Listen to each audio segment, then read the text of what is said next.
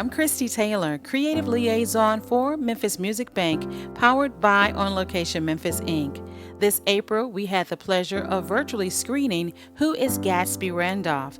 Following is our Q&A with the star, Kobie Randolph, known as Gatsby Randolph, and the cast. Enjoy. Here we Yo. are. Man, I said it before, I'll say it again. What a ride. So who is Gatsby Randolph? Who is he? Yes. Y'all let me know what y'all think, man. Like I said, I think at the least, Gatsby Randolph is this new age black this black social superhero that has come to Hollywood and trying to just knock down a lot of surface level barriers, but there's a lot of undertones and nuances that I'll go into conversation about after you guys ask some questions of why we chose to do certain things or show certain elements of the film the way we decided to show it. There's a lot of undertones that went into that. And we're just here to have a conversation, bring out those nuances. Well, I've already seen some applause. You've been getting the soul claps. Also, Eli Pugh, we actually featured some of his songs. He was our featured artist from the Memphis Music Banq, which is an amazing database of Memphis musicians. So he gave you some love on that. You all go ahead and there's the Q&A section. You can also drop in your questions inside the chat. For those who are on Facebook, we do have Margaret. She's manning that. So Margaret, feel free if anyone has questions from there to also post them in the Zoom so that they can answer that. Now, Angela, I do want to be sure to invite in our other guest, Sean, as well as Jeremiah. You said Jeremiah. Okay. All right, everybody else. Hi, Sean. Okay, so Don, I think it's at the bottom left. You'll see the microphone. You can unmute it. And also there is a camera icon that also you can turn on. That should be at the bottom left of your screen. All right, welcome. Hey. I'm good, the voice of reason. That's what they call me. The voice of reason. Wow. Okay. Well, first of all, welcome. Thank you so much for an amazing performance. I really love the movie. There's so much about it I love. I'm trying to see if she's going to also bring Jeremiah on at this time. Okay. Well, let's just go ahead and start with you, Gatsby. You know, what really motivated you to even do this? Oh, I can't hear you. Okay, can you hear me now? I can hear you now. Oh my God, what's really going on? Well, I think it may be something in the universe with the internet. You know, Teddy Riley and Babyface, they will. Now I will tell you right now, most of the kinfolk are over there. Most of the kinfolk. They had to cancel it. They had to? Yeah, because of the sound was too bad, the sound quality. Yeah, it's so more people have been on the internet in this 3 months. Just it feels like 3 months. It's only probably about 3 weeks. Can you hear me now? I can't hear you. Yes, you cannot. I can hear you. Okay, so here's a question. What motivated you to do the film? And then we do have a question from Eli.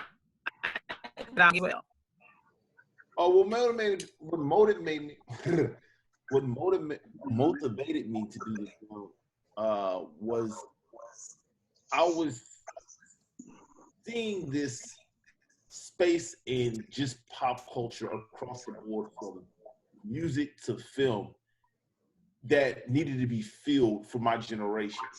So growing up, like I said, Gatsby is a fragment of Kobie's imagination pulled from all these different movie characters that inspired not only pop culture but my life.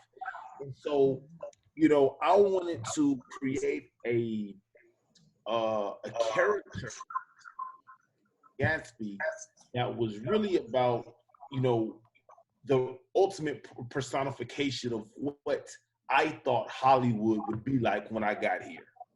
So um, usually they say when you have the opportunity, if you ever have the opportunity to meet your favorite actors, don't meet them because you're going to ruin the fantasy, because the people who you fell in love with are the actual characters, but not the actual people. So I wanted to create this character that transcended that and carried over in all aspects of life. So, you know, so from a creative, artistic standpoint, I wanted to create the character Gatsby for film and TV. I was already Gatsby in real life, but I thought that that character deserved to be on TV, and then paired with this true story that had got me to become Gatsby, I thought was very ironic, funny, and inspirational. And it was the truth. It was what I think needed to be. If anyone would have told me at age 15, when I started taking entertainment very serious, there was a movie like this I could watch to give me an inside peek of, you know, what this landscape I was headed to was going to be like, I would have watched it, you know, every day probably, you know what I'm saying, for the first year. So I wanted to create the movie that I always would want to watch. That's sort of what it, you know, some of the inspirations that came why I did it. Wow. Okay. One of the questions, first, let me pause. I see a text from Angela. That's why I'm looking down, ladies and gentlemen. So Jeremiah, she wanted to ask him to raise his hand. I think there is I don't have it on my side. He's no longer in the, okay, he's no longer in. Okay. So sorry about that. Okay, so this is the movie you've always wanted to make. This basically is the Reader's Digest of Hollywood for those who have aspirations for it. Now, Sean, how do you fit into this storyline? Are you from Tennessee as well, or because I know you spoke to college years, or how far back y'all go? Oh man, we go back about, I say at this point now, 13 years. And, you know, I lived in Nashville, and that's where we actually met. And, you know, we had similar ambitions, and, you know, we just became really good friends and, you know, went on this mission together. And, you know, I think that, you know, overall, man, it's really like the story of this is like, when you want something out of life and people tell you all these cliche things like, you know, oh, well, if you want something, you know, if you want something you never had, you got to do something you never did. And it really just boils down to that. You know, we wanted something that we never had, and we really had to do something we never did. And what we did was as big and as large as you see in the film. And, you know, it paid off in real life. So, you know, the movie is not just a movie, you know, that you watch on TV and say, oh, you know, good movie, it was entertaining. This is really a story of life and how you achieve whatever you want out of life, no matter what it is, you know, whether it's to be an engineer or to be a doctor. Like, you're going to have to do some things that you never did before. And, you know, you're going to have to do it on a really high level.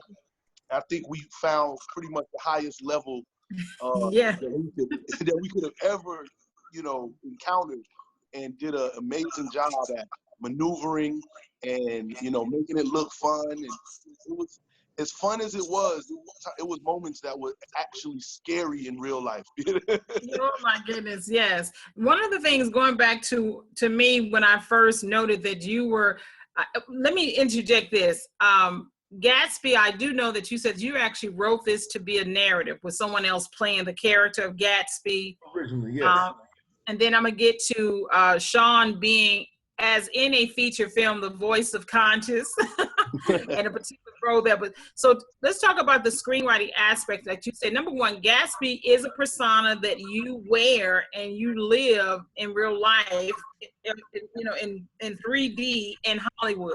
That is your public persona. Correct. But you actually wrote a movie that somebody, and you were going to cast someone. Let's talk about that process, and then how did you end up starring in the film? Well, you know, when we wrote it, Jeremiah said he's trying to get back in. I think someone has to sort of lift him up to the panelists. Correct. Is he back in? Is he back in? Yeah, he says he's back in. Okay, so Angela, there he is. All right, Angela, he's back in. Yay! Okay, now the bottom left, you'll see your mic. You can unmute it as well as your camera. Okay. Hi, Jeremiah. Hi. Oh, he gonna come in all chill. Hi. Okay, come on, bring me How you the doing? coolness. I'm doing wonderful, wonderful. So we're just pretty much just trying to get to the question I was asking Gatsby was that he actually had written this to be a feature film, but ended up, instead of casting someone, he ended up playing the character. So how did that process happen? So, you know, I wasn't a trained, you know, screenplay writer. I had written a book based on.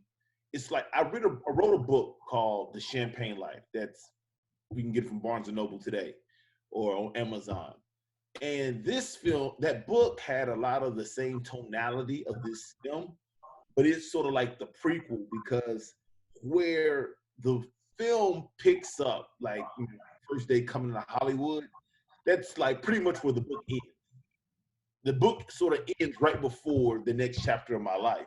So I wrote this book that follows me from like age 12 to 21, or 15, like 15 to 21, like my adolescent teenage years. And I wrote that book pretty much with the premise of, you know, this is how a young teenager in middle America can get into nightlife. Because it follows me from when I threw my first party to opening up a nightclub, right? And at the time I opened a nightclub, I was the youngest nightclub owner in America. I got the nightclub, I was 22 years old. I had this nightclub downtown Nashville. And I had some Hollywood adventures even in the book.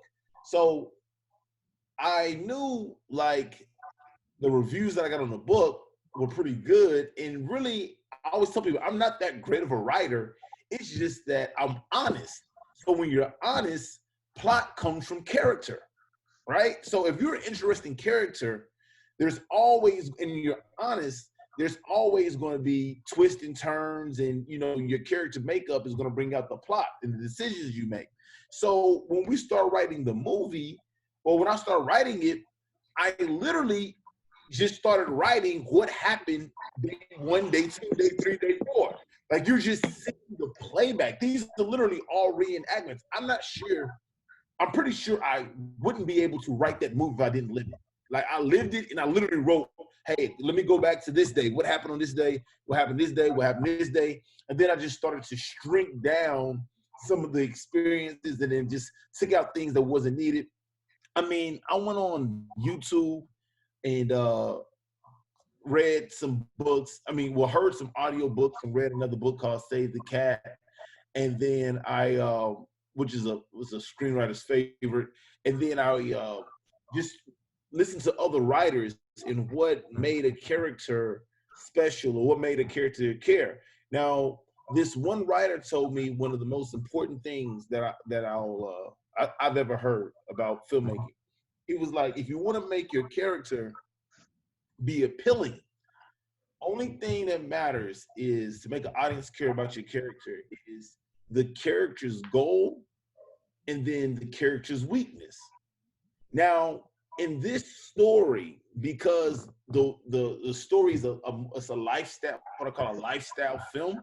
It's not like action packed, or it's not like, you know, a period piece during the Civil War, you know. So a lot of the nuances and the weaknesses are very vague, and it's a lot of internal struggles that the characters that's dealing with. So you know, it's an undertone. There's a lot of silver lining in the film that aren't things that aren't so surface. So bringing out the arc in the character, I had to really do through, you know, the acting and then the writing. And then, you know, sometimes people think like, oh, well, where's the arc? And you really don't get to it towards the end. But this is more of a flat arc character because he's changing the world around him. And when I speak on this, I think that hopefully the film has even a little bit more gets a little bit more appreciation. Like when you have a flat art character, that's usually a superhero. So that's Spider-Man, Superman, and they don't, or even like someone like James Bond, they don't really change from the beginning to the end because they're trying to convince the world that they know something that's beneficial to the world, and the challenge is them stopping the villain, you know, with this information that they know before this villain ruins society, right? So for me, my arc is I know I belong and I know that my dreams are real. Even though everyone else thinks I'm crazy, I know that these dreams are real. And so the journey is me having enough conviction and faith to stay on this journey that only is sort of real to me at this point, and convince all the people around me that, oh no, you are right, you're on the right track. And that's sort of like the journey of life, right? So, you know, considering all these things, back to your original question of why I decided to play myself, was one, there weren't many actors known or household names at the time. Why don't you start making this 4 years ago? That were household names who were Black, who fit the demographic, you know, 25 to 30. You had Michael B. Jordan, and then you had this new class who was in this new regime of actors coming out. So, I mean, a lot of these guys were on their first show, first movie anyways, right? Like a Lakeith Stanfield or Tyler Lepley. Like these guys were new anyways, right? And these were sort of my peers, me being in Hollywood, that I saw, you know, I was like, well, I'm going to spend 6 months teaching you how to sort of be me. And the story was so wild, you still may not believe it. Or I could say, well, let's just find a way to relive these moments, re-record these moments. And I think it would be more impactful if people see, you know, me in these situations. So that's how the decision was made.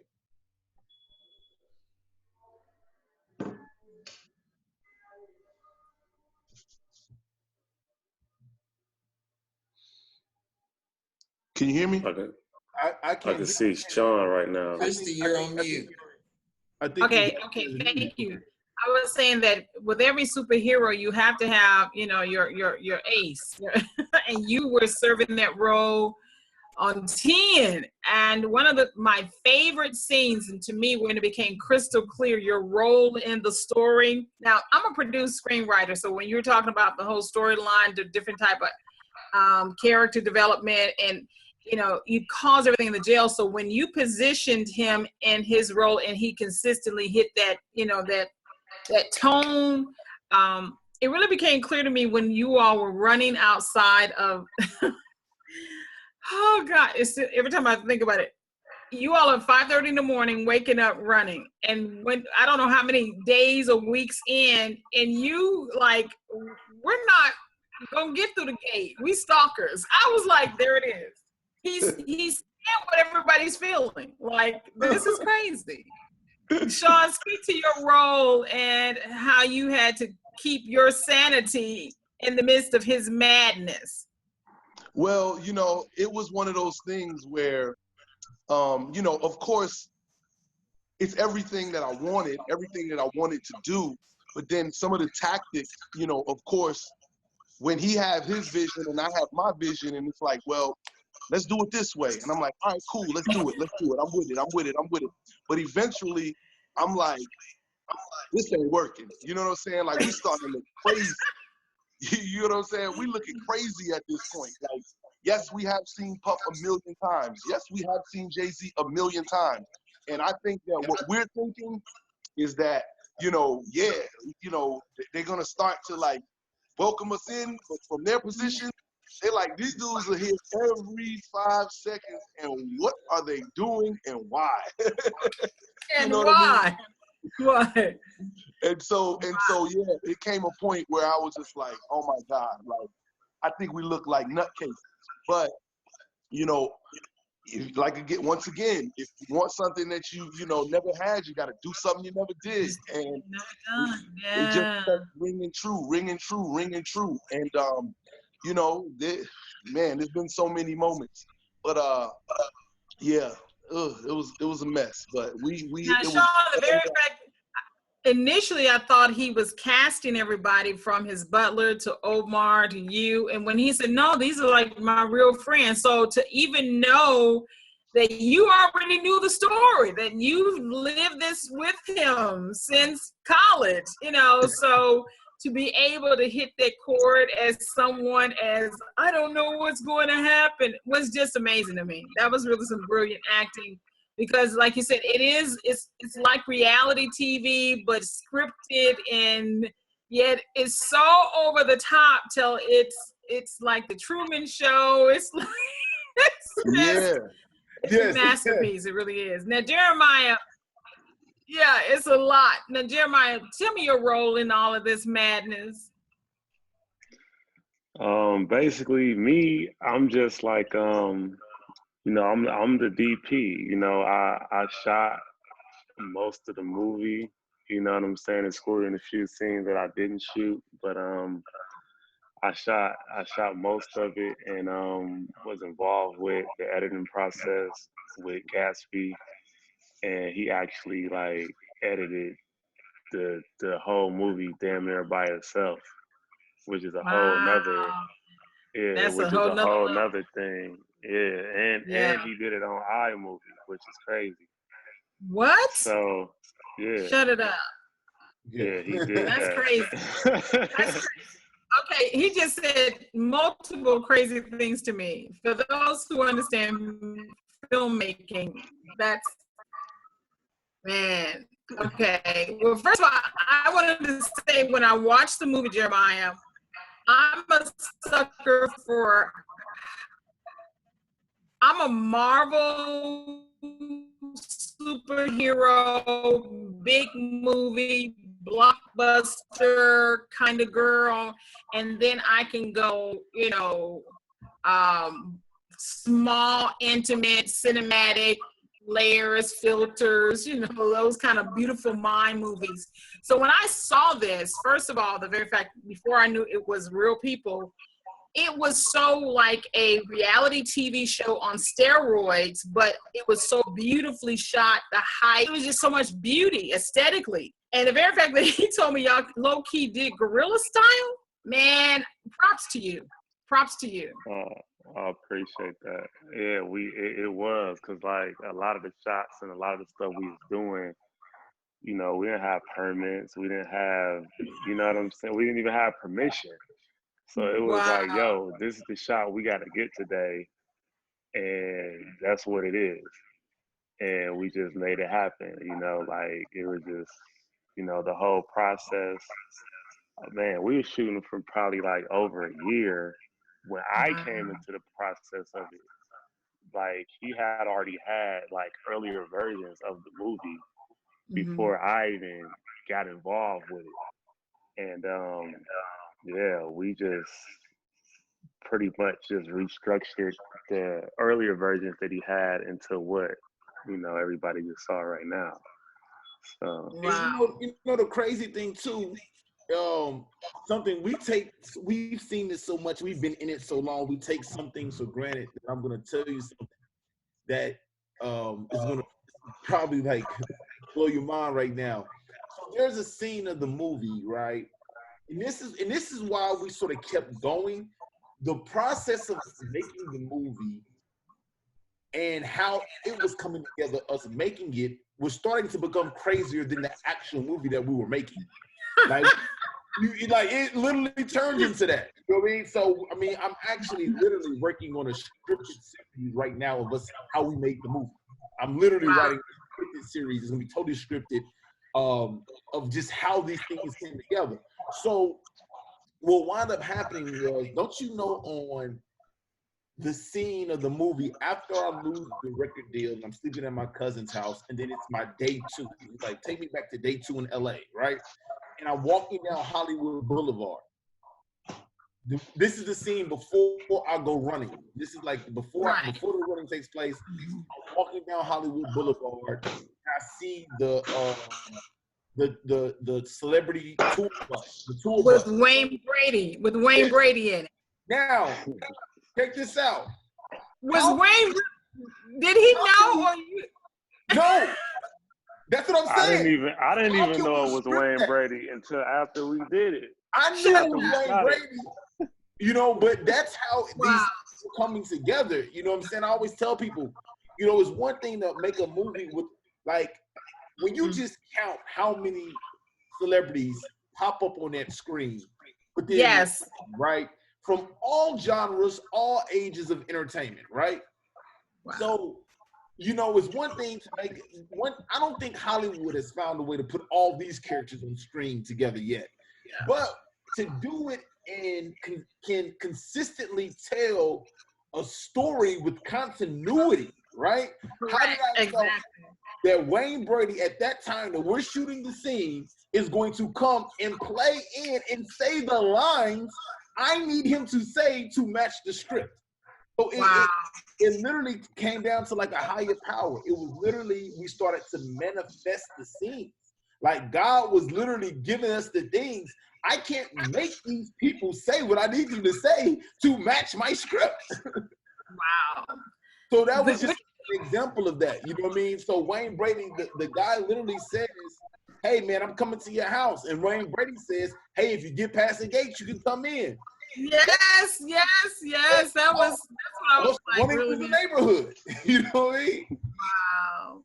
Now this is a great segue to one of our questions. We have Anwar Jameson, who is a amazing filmmaker. He actually has a project that, you know, due to COVID-19 pandemic, there's a little break on it, but he had shot a movie in Memphis and in Ghana called Coming to Africa, and he has a question. He says, super dope concept and movie. What was the creative process like during the actual production and post-production phases? So I think you kind of spoke to the actual production, but even into the post-production phases, what was that creative process like? And then, you know, like I said, never had written a movie, and then I was learning on the job, you know, for like the first 3 years. When it came to the post-production, you know, I have like 10 of these around, 10 hard drives of all different shapes and sizes, because only I could edit this movie. I knew how I wanted the movie to feel and how it to look. And mind you, I'm trying to blend the reality. I wanted to go, because the other part of this is like 3 layers of the movie. You have this interview that's going on in my current life, Lifestyles of the Elite and Famous, with this Robin Leach type character who's interviewing me, cutting to this other, mind you, and we shot that on the Ari Alexa. Wow. We go from that, and then we go into the scenes that Jeremiah is shooting, the actual experiences, and then that's cutting to sometimes flashbacks or archive footage to show a flashback, right? Or to show a montage of something. So even when it goes to that first event that I get my way into my crash, and I tell the guy, hey, my name is this, and I just came back, and it's the next 20 nights.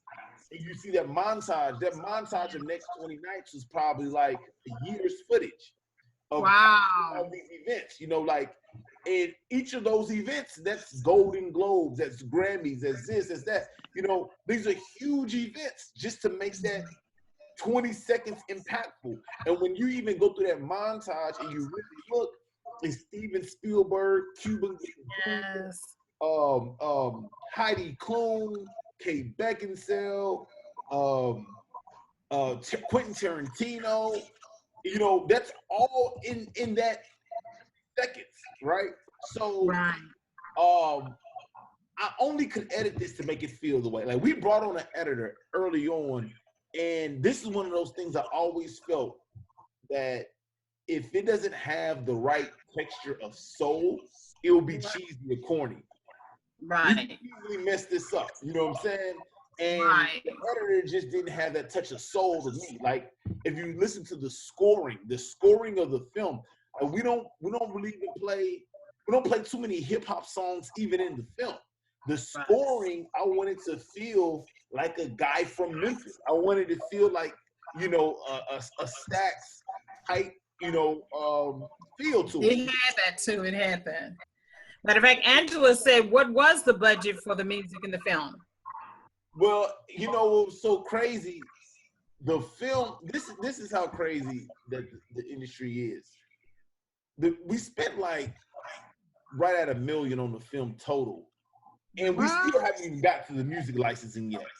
So we are bringing in a third party to help us out with even all the music licensing because we feel like that's going to be we're going to let the studio take on, you know, those records because usually at this state we screening the film and we just picked up distribution. I was going to make that announcement later, but usually what happens is we didn't want the film. We didn't want to put in the original score if it's not to that level, and then play that for the studios or play that for the audiences because it may not feel how you want it to feel. So we was like, let's just take the records of if we were doing it, you know, and had, you know, the biggest budget in the world, and then from there the studio or whatever distribution company, they can work out if they want to put an original score or we can keep that. But everyone is liking the score how it is, so I'm interested in seeing what the publishing companies want to quote us for that. You know, I wanted to add something to that. Can y'all hear me? Yep. What I wanted to add to that was, you know, for as long as we have been in Hollywood and for as long as we've been making this movie, you know, some people, I hear people have a concept and they say, you know, in order to be a professional at something, you have to put in about 10,000 hours worth of work. And since we've been here, I don't think people know that it's literally as soon as you wake up and as soon as you go to bed at sometimes 3-4 o'clock in the morning, and you know at 1,500 to 2,000 days, I mean we've put in over 36,000 hours at, you know, doing what we do. So I think that at this point, you know, we're 3 times over that 10,000 mark. You know what I mean? Right.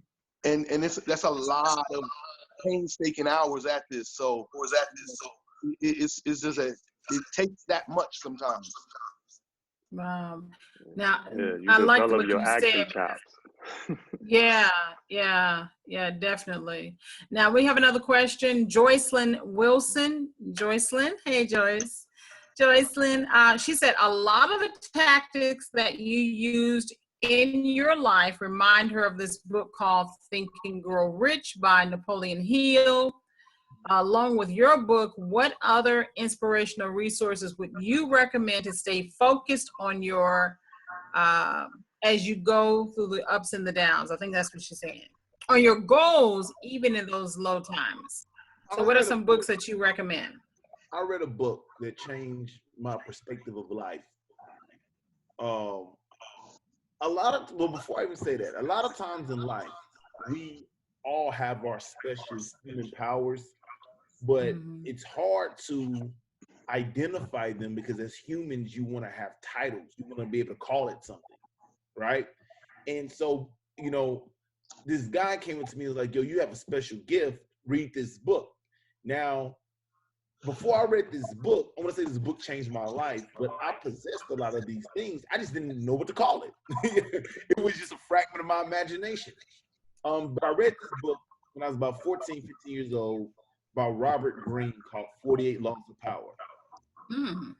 And 48 Laws of Power was a great book, and it prompted me to read this other book that he wrote called Art of Seduction. And when we talk about seduction, I'm not talking about it in a risque, sexy, romantic. I'm talking about it in a psychological realm. And it talks about human behavior and why we react the way that we act and why we do the things that we do. And a lot of it, and then there's one other book called Little Black Book of Connection. And I forgot the author, but if you just Google Little Black Book of Connection. And he talks about why people it's just all about human behavior. And to me, what I gathered from all of these books were people do pretty much everything that they do based on experiences and beliefs. It's the experiences that you had to make you believe what you believe that are determining pretty much every action that we're doing. Right. So understanding how understanding our human similarities and trying to dig into that more than our differences will make someone feel good and happy to do for you and happy to be around you or not. And so that's what really, I just got infatuated to just digging into the business of humans. Right. You know what I'm saying? Like the psychological makeup of us.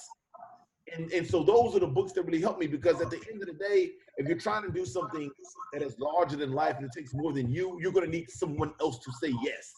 And what is going to get that other person to say yes? And I really dug into that. So those are 3 books that sort of really helped me with that. Okay, now we're going to try to do a rapid round of questions.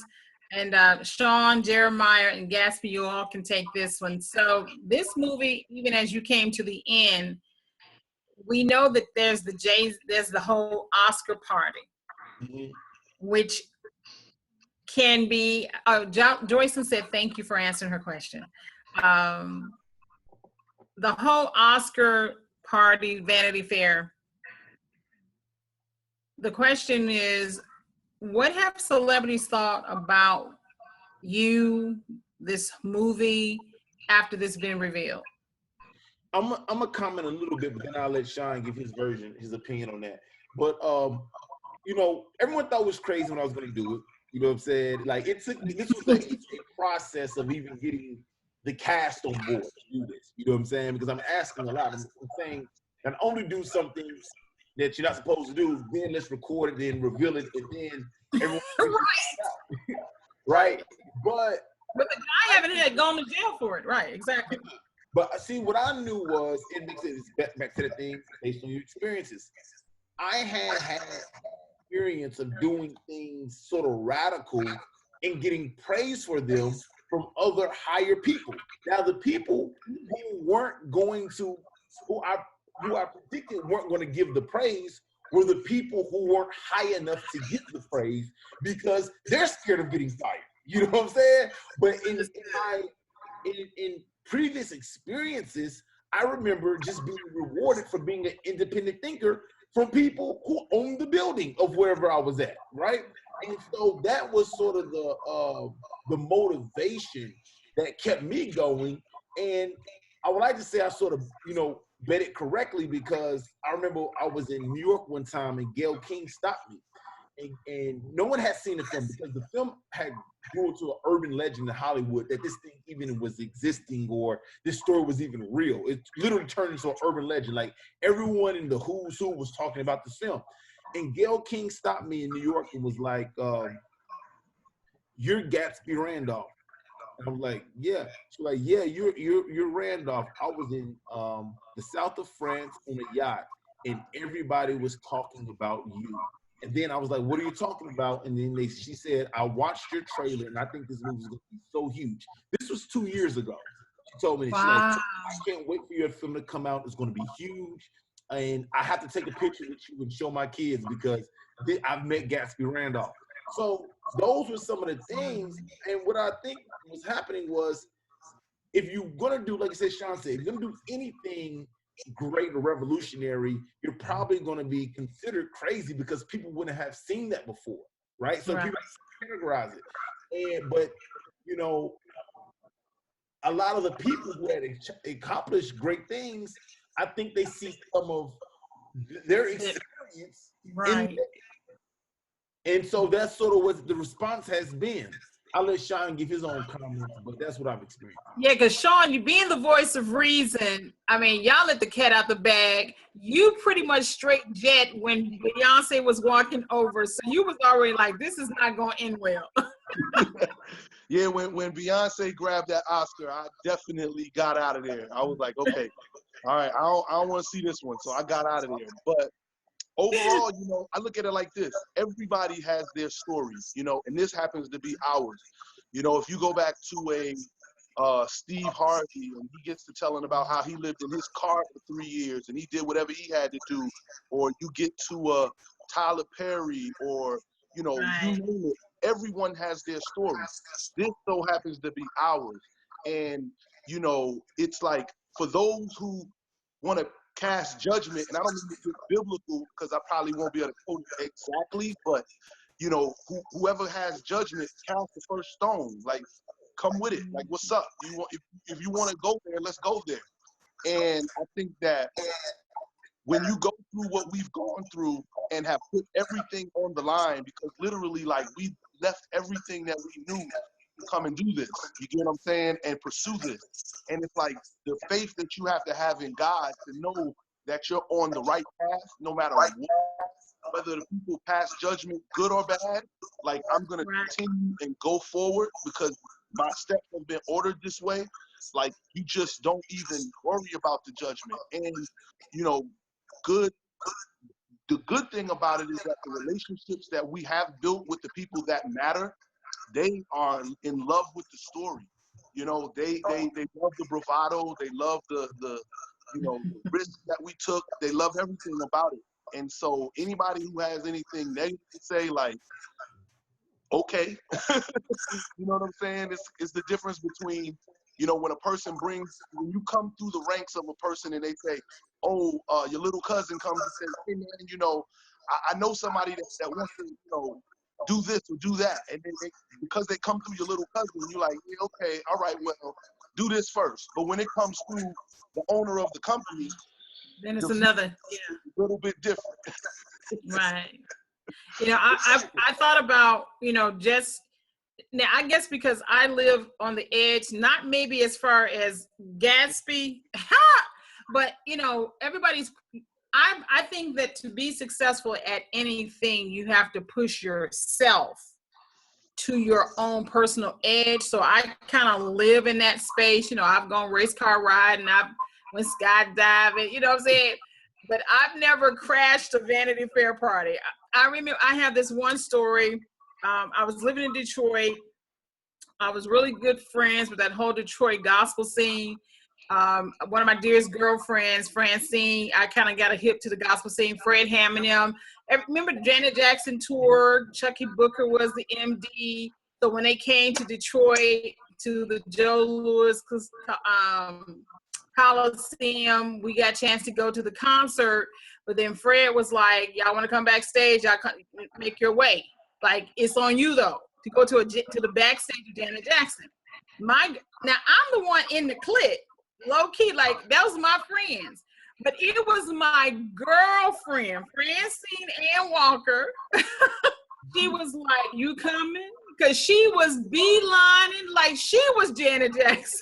And I remember, like, I'm not going to be left. So it took that kind of, to get access, you have to go beyond your limits. And it really did teach me some things that maybe once I got backstage, low key, I learned backstage ain't everything if you're not in the green room with Janet Jackson. But but we were back there, we were mixed, we were in the scene, it just kind of showed that to get what you really want, you got to be extreme at it, whatever that it is.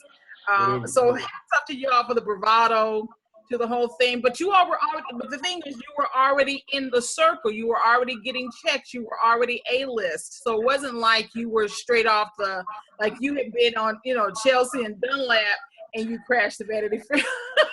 Yeah, but at one point, everyone has their day one, right? So at one point, everybody has their day one.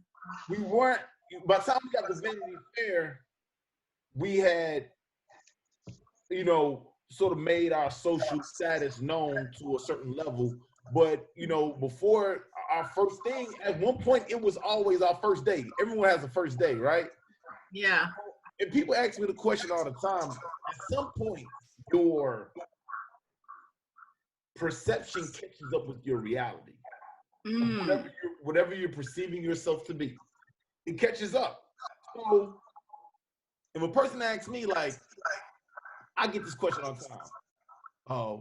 Well, Gatsby, at this stage in your life, you know, how many tickets do you have to the Grammys every time you go?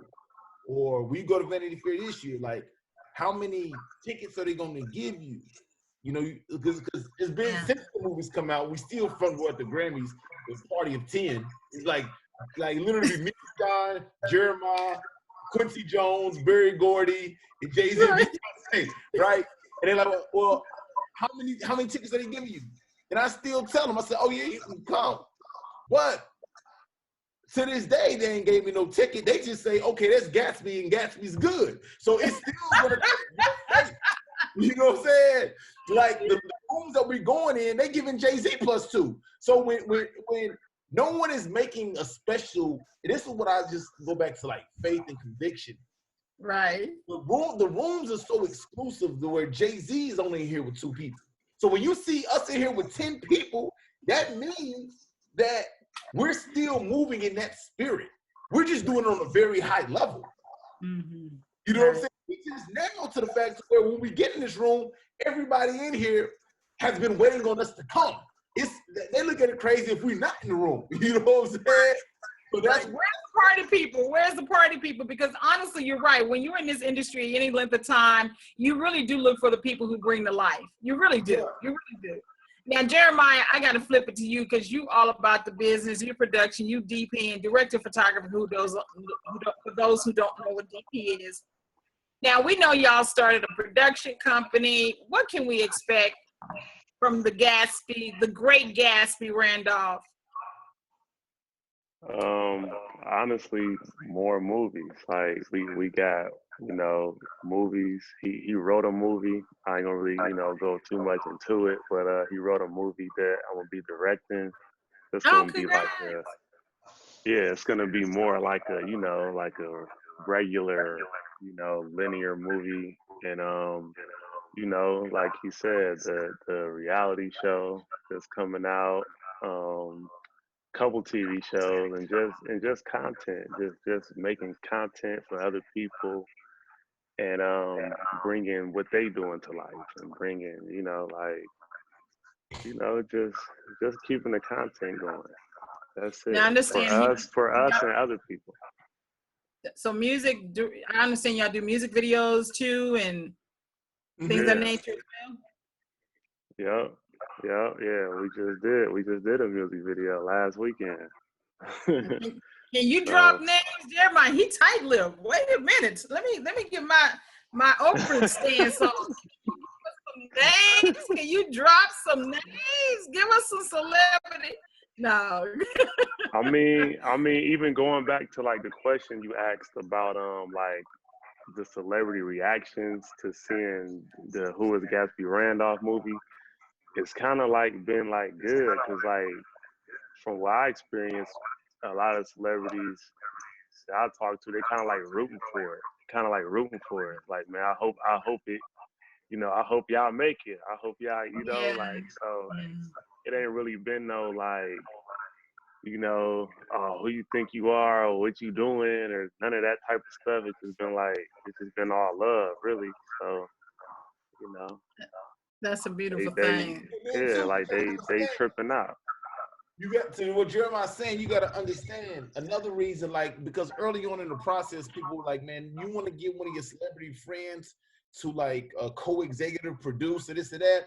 And this is what I had to tell people. There's a lot like that question about, where we stand today on how many, front row Grammy tickets we gonna get. Where we're going, can't none of them niggas help. You know what I'm saying? We going to a level that's so high. You know what I'm saying? No one is going to this space where we're going.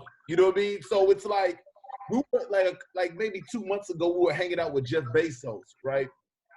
Me and Sean were hanging Amazon. out. For those who don't know, that's Amazon. Yes, the richest man in the world by far. By far. Jeff Bezos in the world.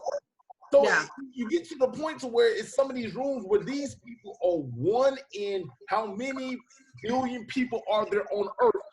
It's one person. So it doesn't matter if, there go Chris Tucker, or why don't you go holler at Cat Williams? Why don't you go?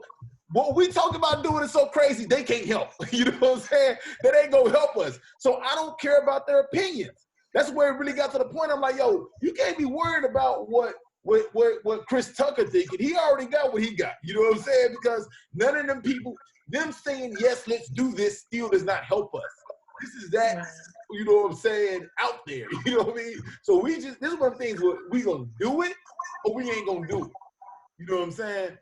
Well, Gatsby, that means if you're going to do it and you're going to do it on the next level, this is where we get to the production company that you're talking about, your distribution. So go ahead and give us the business as we get to the wrap up. Yeah, man. So like I was just saying, you know, we got the production company, new Rat Pack, and like I said, we bringing it back the old golden era Hollywood personification with a modern style and twist. And all of us are just, when you think of Hollywood, I think we're the mascots of Hollywood. You know, guys with pure ambition and a dream that turns it into reality. And we got new shows coming out, even with Who Is Gatsby Randolph. I want to do a whole, you said Marvel series where you see all the points. So you go, who is Sean Harley? You know, who is Jeremiah Films? So, you know, you see everyone's sort of perspectives of sort of how we even got here. Something I want to do. We're doing another film called Karma, which is going to be like a remake of Reginald Hutland's Boomerang with Eddie Murphy. We're gonna do a new version of that. That's going to be a period piece that's set in the '90s that takes place in Beverly Hills. And so yeah, we got non-scripted content coming out. And yeah, we're just looking forward to it. The future is really, really, really bright. Can you talk your distribution deal now, or is it still the ink drying? We have a distribution deal where you'll be able to see the film worldwide. A company is, and I actually wanted to do this. I wanted to figure out a way to where we could pay-per-view the movie, and we have a distributor who comes in and sort of white labels it and empowers us to where, you know, the film's going to be Apple TV.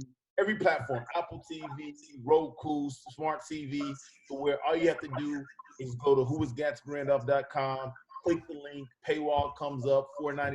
You can watch the movie in any environment. You know what I'm saying? You can watch it on a tablet, you can watch it at your home theater, you can watch it on your screen, worldwide. So, at this time to be able to ink a situation like that, and this is the only pay-per-view movie that's out right now where it's really promoting it like it's a fight or like an event.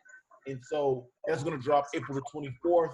And the movie will be, you know, like I said, you'll be able to watch the movie. And like, I can't wait. At that point, I'm going to get everybody on a Zoom and have a glass of champagne, because at that point, we can say, like, hey, we had an idea. We made a movie. We were able to put everybody in Hollywood in the film as our extras as we play the main lead. And we play ourselves, and now that film is on your TV. You can watch, you know, Ocean's 11 and click right to the right and watch this film anywhere in the world. You know what I'm saying? And the artwork was purchased, you know. So that and alone, you know, this sort of closes that chapter for me. You know what I'm saying? To be able to, for us to be able to do this off. Excellent. Well, I applaud you. And to April 24th, you said? April 24th, yes, it'll be live. April 24th. Well, congratulations to you, Gatsby Randolph. Sean, Jeremiah, anything else y'all want to say? Well, I just want to say, you know, I appreciate everybody for watching. And also, you know, anybody out there who has a dream, just go after it. Don't worry about the rest. Go full steam ahead, and you can make it happen. Trust me. I love it. Jeremiah? I mean, basically just that, what Sean said. If whatever you want to do in life, don't listen to what people have to say. You gotta just go for it. You know, you gotta go for what you want to do, and you really have to believe in yourself. That's the key to anything, is believing in yourself to the point to where you make other people believe in you. That's the only way it's gonna work. I love it. I love it. Okay, so Jeremiah, what's your social media handle they can follow you on, a website? My Instagram and Twitter is @paperfilms, just like a piece of paper, and films, FILMS. So at Paper Films all the way across the board. And yeah, that's pretty much where you can find me.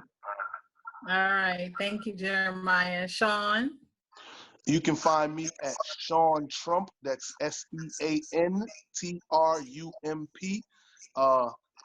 No relation to Donald. You know he's going to say it, man. That. I know. Come on, There's a method to the madness. understand. All right. So we got you, Sean Trump. All right, Gatsby. And yo, you can see me. Can you see me? Hello? Yes.